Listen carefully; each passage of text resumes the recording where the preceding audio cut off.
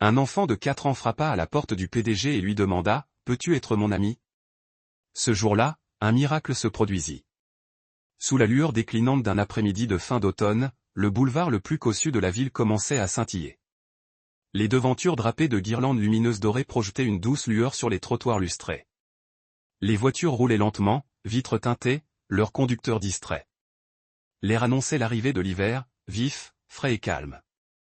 Mason Reed était assis seul sur les marches de sa maison, une élégante merveille architecturale, en retrait de la rue par de haute et un portail en fer noir. Ses manches étaient retroussées, son col déboutonné, mais sa posture était ferme, les épaules tirées par une tension invisible. Il ne regardait rien en particulier.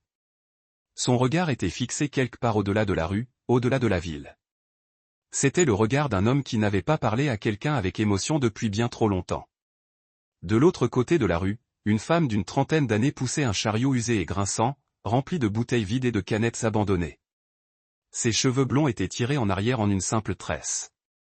Son jean était délavé. Son manteau, visiblement trop petit pour le vent mordant, n'était pas assez résistant. Une main agrippait la poignée du chariot, l'autre serrait fermement celle d'un enfant. Lucas avait 4 ans, sa petite main enfouie dans celle de sa mère, l'autre serrant une bouteille en plastique froissée qu'il pressait en rythme en marchant. Il portait un pull bleu marine plissé, trop court aux manches, et une chaussure visiblement réparée avec du ruban adhésif. Mais son regard, vif, curieux, sans filtre, contemplait la rue illuminée avec admiration, non avec envie. Il passait devant la maison de Mason lorsque Lucas s'arrêta brusquement. Il fixa l'homme assis si immobile, si silencieux, seul sur ses marches. Mason, dans son pantalon repassé et ses chaussures de cuir, semblait une statue, parfaite et froide. Mais Lucas voyait autre chose, quelque chose de solitaire. Sans prévenir, Lucas lâcha la main de sa mère et traversa la rue étroite. Lucas, sa mère, Laura, siffla d'une voix crispée par la panique. Elle se lança à sa poursuite, le cœur battant. Lucas s'arrêta à quelques pas de Mason, leva les yeux et dit distinctement, d'une petite voix aiguë et assurée, « Pouvez-vous être mon ami, monsieur ?» Mason cligna des yeux. Il baissa les yeux, surpris. Un enfant, pas un mendiant, pas un collecteur de fonds, pas un paparazzi, juste un enfant avec de grands yeux et un regard plein d'espoir. Laura arriva quelques secondes plus tard, essoufflée, et prit la main de son fils. « Je suis vraiment désolée, dit-elle rapidement. Ses yeux ne croisèrent pas ceux de Mason. Ami ne voulait pas te déranger. C'est juste qu'il parle aux gens parfois. Je n'arrête pas de lui dire de ne pas le faire. Mason leva doucement la main. Il ne me dérange pas. Sa voix était rauque à force de ne pas l'utiliser, mais ferme. Lucas leva les yeux vers lui. Tu avais l'air triste, dit-il. En fait, je pensais que tu avais peut-être besoin d'un ami, toi aussi. Quelque chose craqua. Ni visiblement, ni bruyamment, mais Mason le sentit au plus profond de lui-même. Il s'accroupit lentement, se mettant à la hauteur du garçon. Un ami, hein, dit-il en essayant de sourire. Lucas hocha la tête sérieusement. Les amis ne laissent pas les gens seuls trop longtemps. C'est ce que dit maman. Le regard de Mason resta seul trop longtemps et parut laid. Je ne savais pas que j'avais l'air si triste, murmura Mason. Si, dit Lucas. Mais ce n'est pas grave. Tu peux t'asseoir avec nous si tu veux. On partage des choses. Laura tira de nouveau la main de son fils. Lucas, viens. Mais Mason leva de nouveau la main, plus doucement cette fois vers eux deux. Attends, dit-il, puis il regarda Laura. Voulez-vous un cookie tous les deux? Laura cligna des yeux. Un cookie? J'en fais trop, dit-il d'une voix plus légère qu'avant. Et je n'aime pas manger seul. Le visage de Lucas s'illumina. J'adore les cookies, hésita Laura, visiblement incertaine. Juste une minute, ajouta Mason. Lucas leva vers elle un regard suppliant, avec cet éclat que seul un enfant de 4 ans pouvait maîtriser. Après un long silence, elle hocha la tête. Et tandis que Mason ouvrait la porte d'entrée, la tenant pour le petit garçon et sa mère prudente, il sentit quelque chose remuer pour la première fois depuis longtemps. Ce n'était pas grand.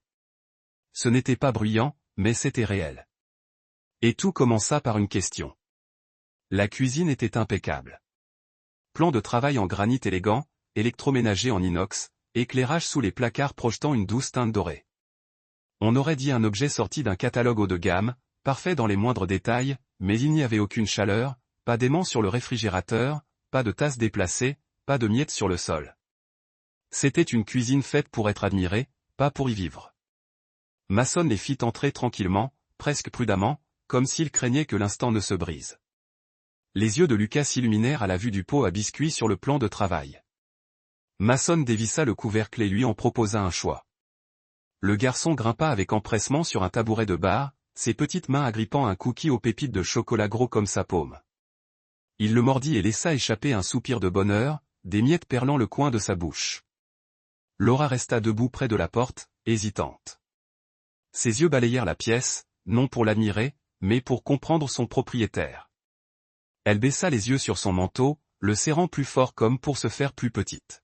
« Tu peux t'asseoir si tu veux », dit doucement Mason en désignant le tabouret à côté de Lucas. Laura eut un sourire crispé, mais resta où elle était. Mason se tourna pour verser un verre de lait et le posa devant Lucas. Les jambes du garçon se balançaient d'avant en arrière tandis qu'il trempait délicatement son cookie. Il était parfaitement à l'aise, comme si cet îlot en marbre avait toujours été son coin gourmand. Laura s'avança enfin, non pour manger, mais pour s'occuper de son fils. Elle sortit une serviette froissée de la poche de son manteau, essuya délicatement les mains de Lucas, puis en plaça une autre sous le cookie pour recueillir les miettes. Le geste était répété, maternel et d'une tendresse douloureuse. Mason l'observait, sans jugement ni pitié, avec une sorte d'admiration presque émerveillée. Il avait accueilli des PDG, des investisseurs, des politiciens dans cette cuisine. Aucun d'eux n'avait jamais agi avec une grâce aussi tranquille. « Tu aimes les cookies aussi ?» demanda Mason d'un ton léger. Laura lui jeta un coup d'œil. « Ils sentent bon, mais on va bien, merci. » Il n'insista pas. Il s'appuya contre le comptoir, observant Lucas fredonner doucement entre deux bouchées, parfaitement inconscient de l'hésitation adulte qui flottait dans l'air. « Tu habites à proximité ?» demanda Mason. Les yeux de Laura vacillèrent. « Pas vraiment. On se déplace. » Il hocha la tête, sans en demander davantage. Elle a apprécié. Lucas termina son cookie et leva les yeux brillants. « Monsieur l'ami ?» Mason haussa un sourcil, dissimulant un sourire. « Oui, monsieur. On peut revenir ? Peut-être demain. » Laura inspira brusquement, secouant déjà la tête. Lucas. Mais Mason parla le premier. « Peut-être demain, dit-il, se surprenant lui-même. » Lucas rayonnait.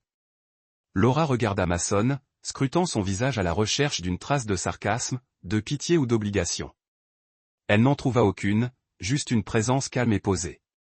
Elle se leva, époussetant les miettes du pull de Lucas. « Merci pour ça. On devrait y aller. »« Je vais vous raccompagner », proposa Mason tandis qu'il retournait dans l'air frais.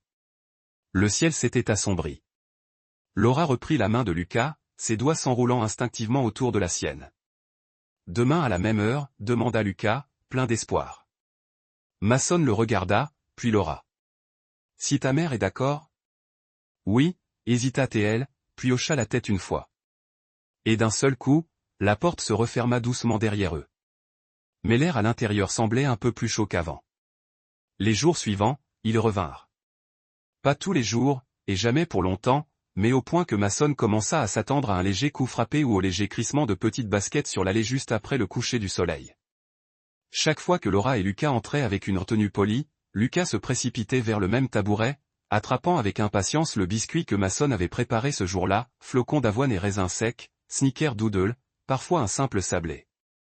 Laura rôdait d'abord, puis s'installait dans un coin du plan de travail de la cuisine, sans rien demander, toujours prête à partir au moindre signe de Mason. Mais il ne le faisait jamais. Au lieu de cela, il se surprit à poser des questions qu'il n'avait pas posées depuis des années. Comment Lucas aimait ses biscuits, si Laura préférait le thé ou le café. Il commença à faire des réserves de lesquelles ne demandait jamais, en s'assurant que les biscuits ne soient pas trop sucrés. Lucas avait un jour évoqué des caries. Un après-midi, la curiosité l'emporta.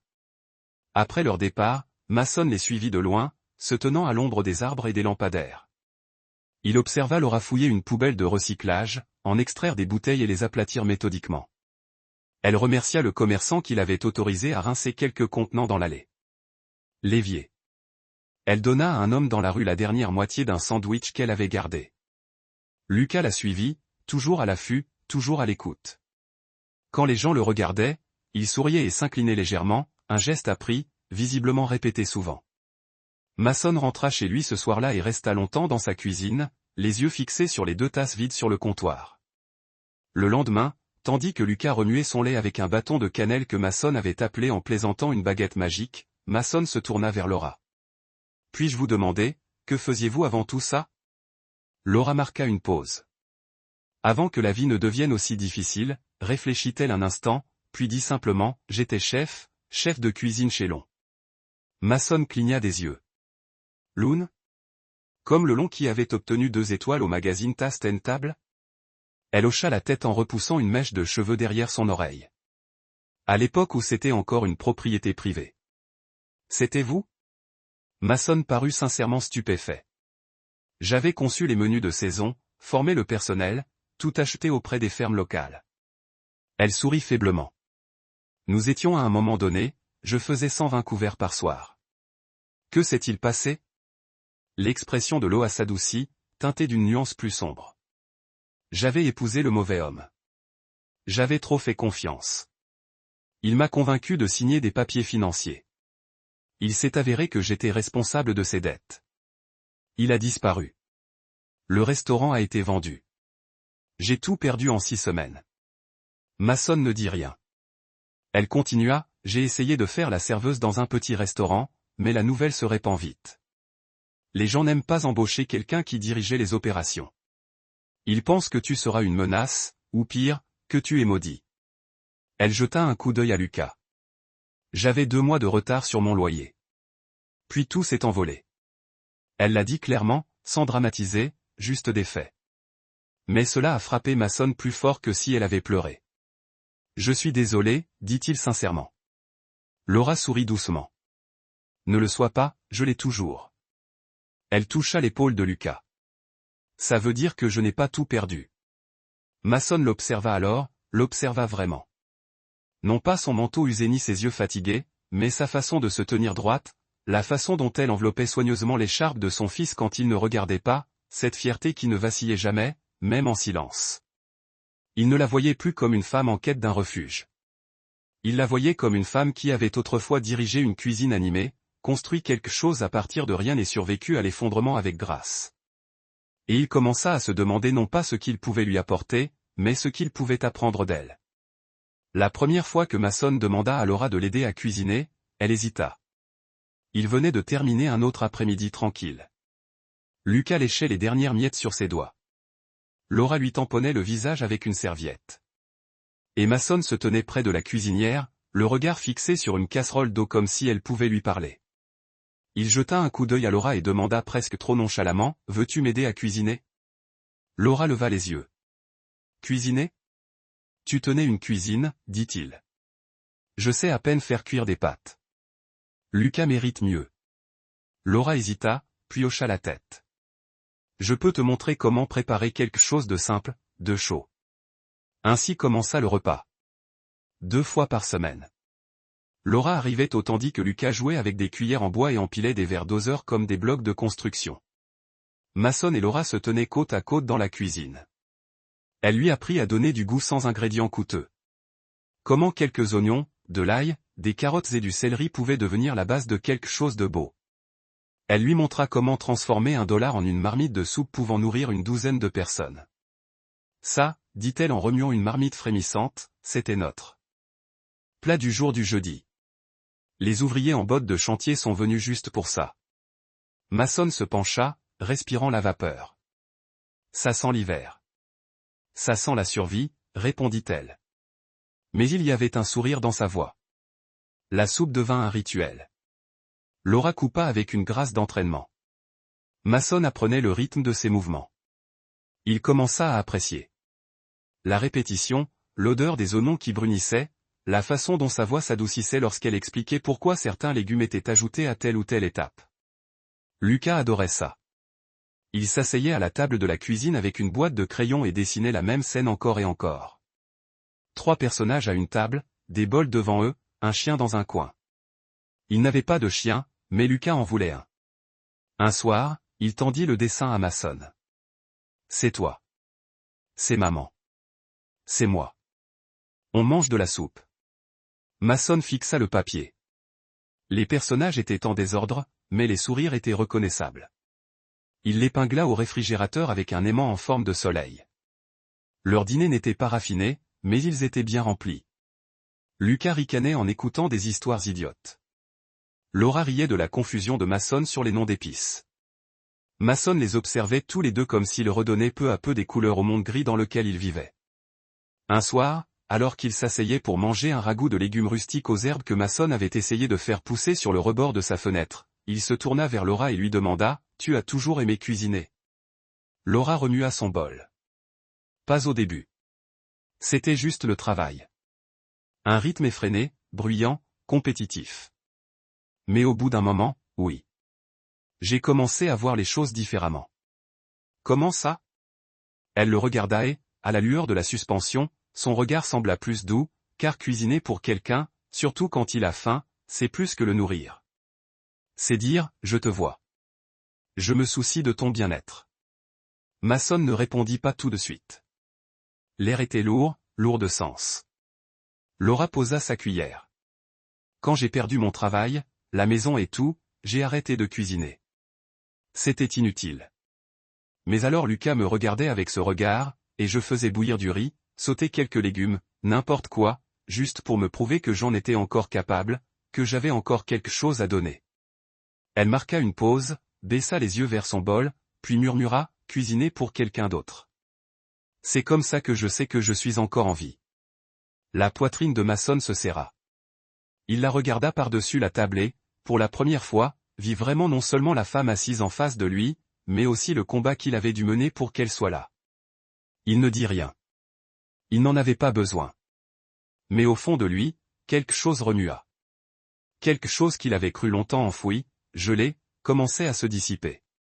Mason n'avait jamais pensé aux petites choses auparavant. Comment les serviettes étaient pliées.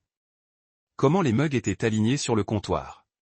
Comment le silence après le dîner pouvait encore être profond. Mais depuis que Laura et Lucas venaient régulièrement, le silence n'était plus le même. Il était plus chaleureux, plus doux.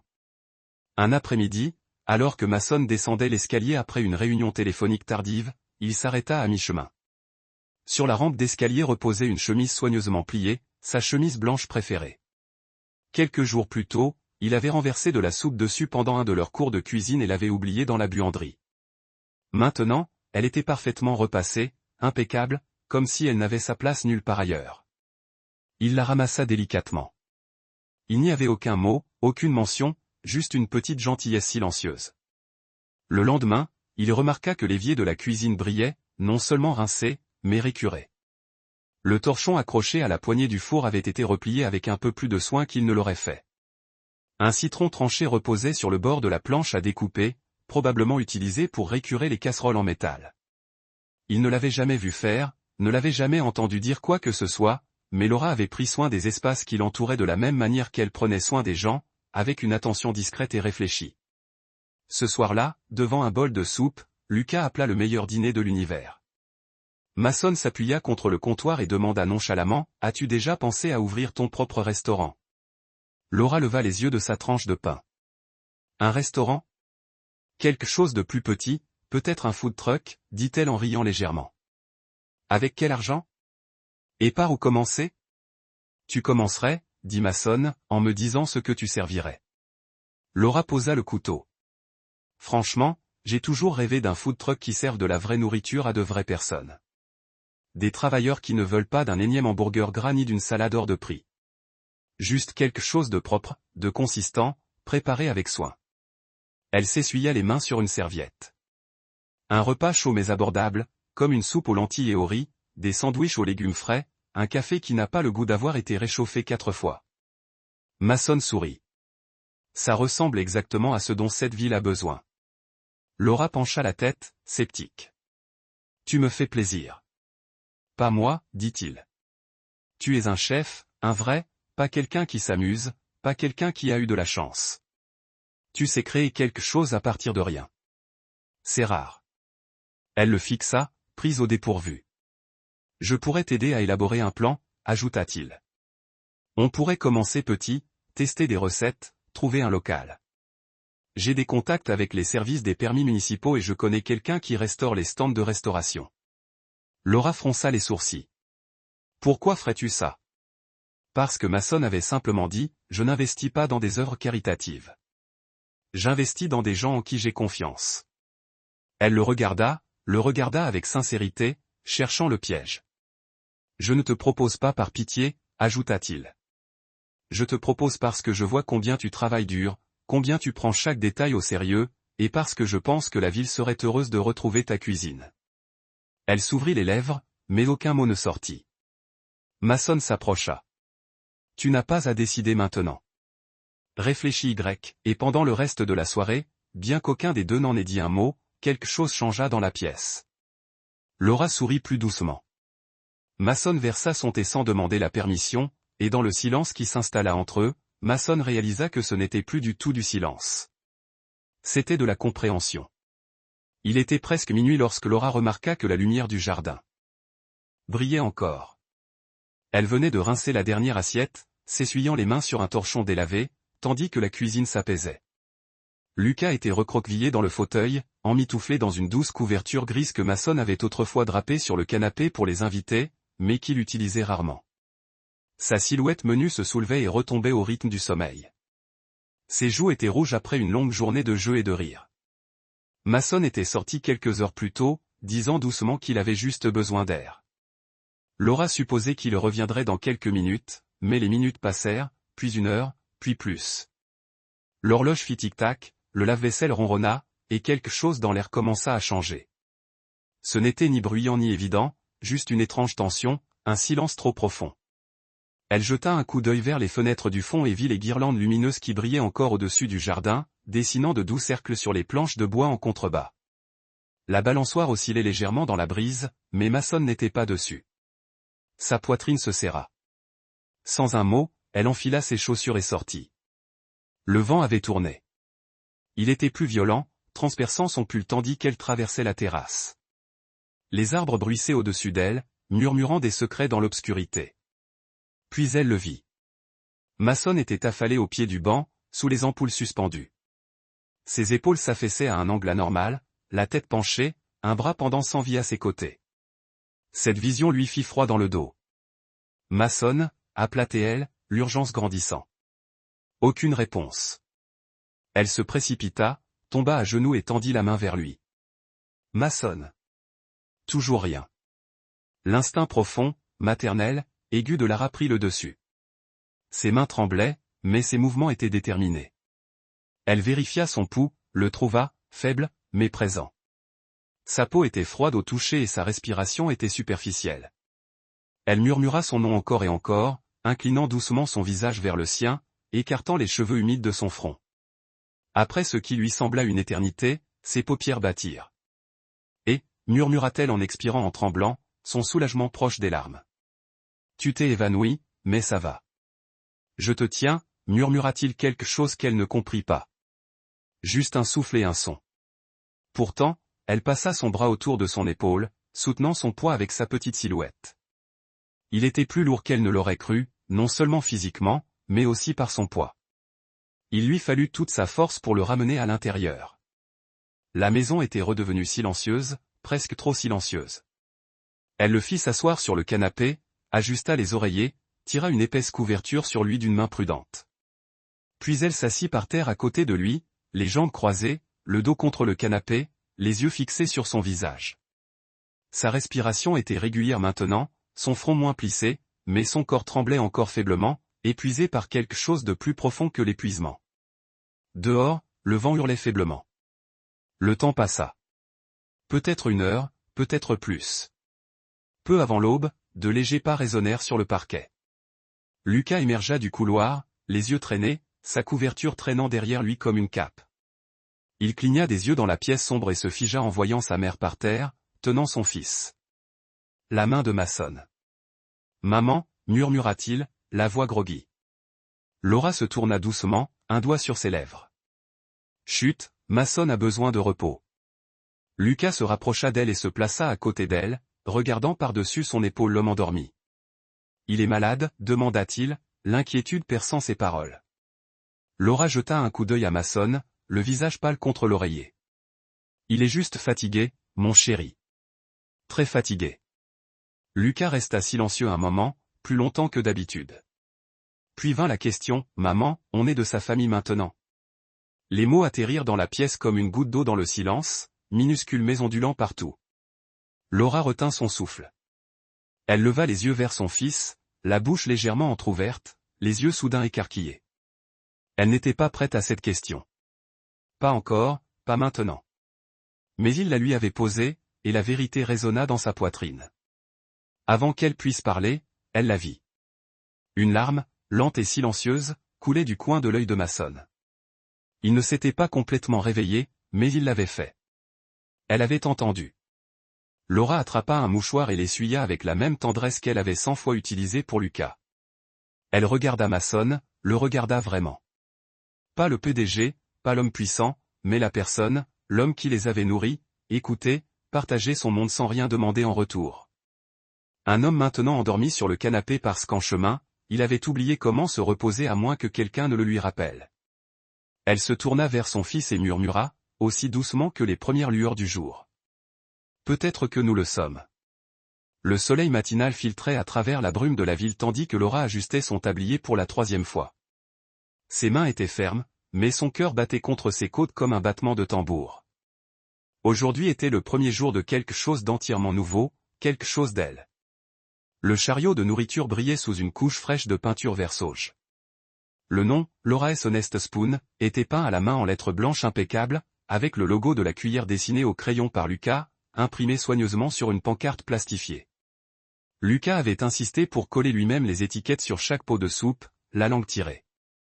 Il était concentré tandis qu'il les pressait parfaitement de travers. Parfait, dit Laura en souriant à son travail. Mason avait tout fait en coulisses, permis, licence, paperasse, même l'approvisionnement du chariot restauré, mais il ne s'en était jamais attribué le mérite. Quand Laura essaya de le remercier, il dit simplement « Vous êtes le chef. J'aide juste à mettre la cuisine en marche. » Le menu était simple. Un ragoût de légumes consistant, une soupe de lentilles épicées, d'épaisses tranches de pain croustillant et un petit dessert. Des biscuits à l'avoine, le préféré de Lucas. À 11 heures, une file d'attente avait déjà commencé à se former. Des ouvriers du bâtiment, des employés de bureau, des gourmands curieux qui avaient lu des rumeurs sur les blogs du quartier. Les gens murmuraient, c'est ici. La soupe préparée par le chef qui habitait dans la rue. Laura versa son premier bol avec précaution. Mason se tenait à proximité, les manches retroussées, vêtu d'une chemise blanche impeccable sans cravate. Il ne parlait pas, se contentant d'observer fièrement. Silencieusement. Il n'avait jamais eu l'air aussi détendu. Tandis que Laura servait les clients avec une grâce experte, Lucas se tenait à côté d'elle, distribuant des serviettes et souriant comme s'il était le maître du chariot. Mason intervenait de temps en temps pour porter des marmites supplémentaires ou remplir le réservoir d'eau. C'était le désordre, le chaos, la réalité, mais on sentait la vie. Vers midi, une élégante voiture de ville noire s'arrêta au bord du trottoir. Une grande femme d'une 60aine d'années la dépassa, vêtue d'un manteau de laine bleu marine, les cheveux au carré argenté. Ses talons claquaient doucement sur le trottoir. Evelyn Reed était arrivée. Mason se redressa légèrement à son approche. « Maman, dit-il simplement. » Evelyn observa le chariot, son nez se fronçant légèrement sous la vapeur qui s'élevait de la soupe. Puis son regard se porta sur Laura, qui était penchée. Elle se pencha sur un plateau de petits pains, les rangeant soigneusement dans un panier. « Voici, dit-elle froidement, c'est la femme que vous avez invitée chez vous ?» Mason ne broncha pas, « Oui, elle tient un stand de soupe. » Elle construit quelque chose, dit-il avec plus d'intégrité que la moitié des salles de réunion où j'ai jamais été. Evelyn ne répondit pas. Laura se retourna et les vit.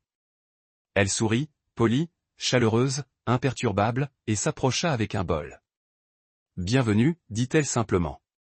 On essaie des lentilles au gingembre aujourd'hui. Tu veux goûter ?» Evelyn haussa un sourcil, mais prit le bol. Elle s'assit à une petite table pliante à proximité, la cuillère à la main, prête à partir, mais après une bouchée, elle s'immobilisa. Une seconde cuillerée suivit. « Ce gingembre a le goût du plat que préparait ma grand-mère, murmura-t-elle à moitié pour elle-même. Laura retourna au chariot, sans insister pour obtenir son approbation, sans guetter les réactions. Evelyne termina sa soupe en silence. Elle se leva, épousseta son manteau et se tourna vers Mason. « C'est bon, dit-elle, puis marqua une pause. Étonnamment bon. Elle n'en dit pas plus. Pas de bénédiction, pas de déclaration. Mais alors qu'elle s'éloignait juste avant d'atteindre le coin, Evelyne marqua une pause. Elle se retourna et regarda le chariot. Laura était accroupie à côté de Lucas, riant doucement tandis qu'il lui montrait quelque chose sur son menu dessiné à la main. Ses cheveux brillaient d'or sous le soleil de midi, sa posture détendue, naturelle. Evelyne observa un instant plus longtemps que nécessaire, puis se détourna. Son visage ne changea pas, mais ses yeux avaient s'adouci, et Mason, observant de côté, comprit. Elle avait vu ce qu'il avait vu. Une femme qui ne cherchait rien à prendre, mais une femme qui avait déjà tant donné. Une femme qui n'était pas entrée dans leur famille par ambition, mais par amour. Sans un mot, Evelyne acquiesça silencieusement. Et cela suffisait. L'air sentait l'herbe coupée et la cannelle tiède tandis que le soleil de septembre s'étendait paresseusement sur le parc.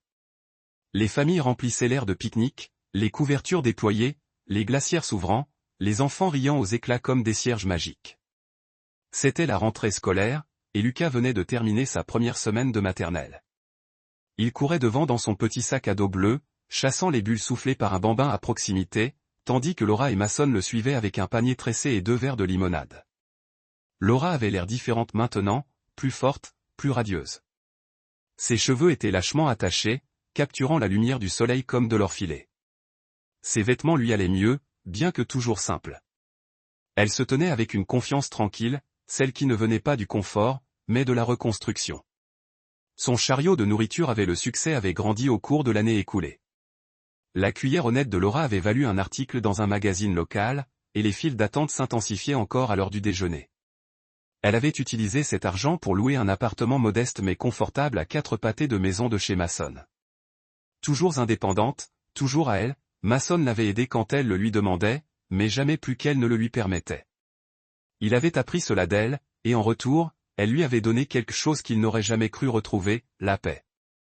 Ils trouvèrent un coin tranquille sous un grand chêne et étendirent leur couverture. Lucas revint bientôt, essoufflé et ricanant, plongeant dans l'herbe à côté d'eux. « J'ai faim, déclara-t-il. Qu'est-ce qu'on mange comme dessert ? » Mason rit doucement et ouvrit un panier. « J'ai peut-être apporté quelque chose de spécial. » Il en sortit 3 cupcakes parfaitement glacés, chacun dans un emballage en papier, l'un surmonté d'une petite étoile bleue en sucre, le préféré de Lucas. Lucas le saisit aussitôt et en prit une grosse bouchée, puis marqua une pause. Il fronça les sourcils, mâchant pensivement, puis porta la main à sa bouche et en sortit quelque chose. « Qu'est-ce que c'est » demanda-t-il en brandissant un objet brillant. Entre 2 doigts. Laurel se pencha en avant, les yeux écarquillés. C'était une bague. Simple, élégante, un fin anneau d'argent serti d'un minuscule saphir. Pas de diamant, pas de paillettes, juste de la clarté. Son regard se porta à Mason, qui s'était déjà agenouillé. Il ne parla pas tout de suite. Il attendit que son regard croise le sien. « Tu me laisses rester » dit-il doucement. « Avec vous deux ? Pas par culpabilité, pas parce que je me sens responsable, mais parce que tu m'as rappelé ce qu'est un foyer. » Laura cligna des yeux, les larmes lui montant instantanément. Elle se couvrit la bouche d'une main. Lucas, toujours le cupcake à la main, halta, dit oui, maman. Il fait déjà partie de notre image. Mason tendit la main et prit celle de Laura, fermée sur d'elle. Je n'ai besoin ni de cérémonie ni de titre. Je veux juste être chez moi, là où je me sens déjà chez moi. Laura rit, sanglota à moitié, et hocha la tête avant de pouvoir parler. Oui, murmura-t-elle. Bien sûr que oui. Lucas poussa un cri de joie, levant son cupcake à moitié mangé comme un trophée. Ils le prirent dans leurs bras. Tous 3 se serraient dans les bras de rire. La bague était toujours serrée entre les doigts de Laura. Autour d'eux, la vie continuait. Des vélos passaient à toute vitesse. Un chien aboyait. Des enfants criaient depuis l'aire de jeu. Mais sous cet arbre, rien d'autre n'existait. Juste un garçon qui autrefois n'avait personne. Une femme qui avait tout perdu, mais jamais sa grâce. Et un homme qui savait enfin ce que signifiait être retrouvé. Ils restèrent là longtemps après le coucher du soleil, leurs rires se mêlant à la brise, leurs histoires se mêlant doucement au rythme d'une ville qui ne cessait de bouger. Et à partir de ce jour, ils n'eurent plus jamais à manger de soupe seuls. Si cette histoire vous a touché, ne serait-ce qu'un peu, si elle vous a rappelé que la famille n'est pas toujours une histoire de sang et que parfois l'amour surgit quand on s'y attend le moins, de la manière la plus simple, alors vous êtes exactement à votre place. Chez Soul Stirring Stories, nous vous proposons des récits sincères et touchants de résilience, de seconde chance et des miracles discrets du quotidien. Des histoires qui nous rappellent la puissance d'un petit geste de gentillesse, comment l'amour guérisseur peut ressembler à un bol de soupe et comment la question innocente d'un enfant peut changer le cours d'une vie. Si vous croyez aux histoires qui guérissent, aux histoires qui comptent, aux histoires qui vous accompagnent longtemps après leur fin, abonnez-vous à notre chaîne. Rejoignez notre famille grandissante où les cœurs se connectent, où les larmes sont les bienvenues et où chaque histoire nous rapproche des meilleurs côtés de l'être humain. Abonnez-vous, activez les notifications et ne manquez jamais une histoire qui pourrait bien changer votre vision du monde. C'était Soul Stirring Stories, et rappelez-vous, parfois, il suffit d'une petite voix qui dit « Peux-tu être mon ami ?» pour ouvrir la porte à une toute nouvelle vie.